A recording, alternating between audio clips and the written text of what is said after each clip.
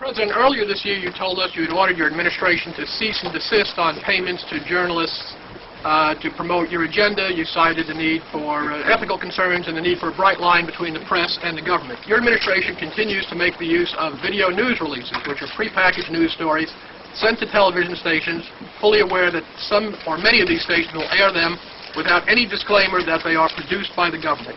Comptroller General of the United States this week said that raises ethical questions. Does it raise ethical questions about the use of government money to produce stories about the government that wind up being aired with no disclosure that they were produced by the government? There is a Justice Department opinion that says these pieces are within the law so long as they're based upon facts, not advocacy.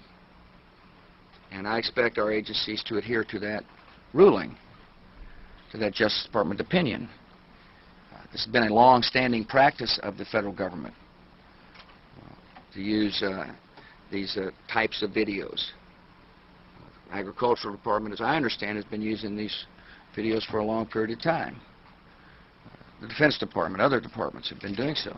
It's important that they be based upon the guidelines set out by the Justice Department. Now, I think it'd be helpful if local stations then disclose to their viewers if that's, that this was based upon a factual report and they chose to use it. But evidently in some cases that's not the case. So anyway. To guarantee that's happening by including that language in the prepackaged report.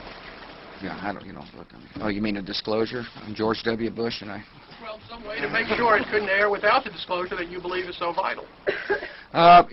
Ken, I mean, there's a procedure that we're going to follow, and the local stations ought to, if there's a deep concern about that, ought to tell their viewers what they're watching.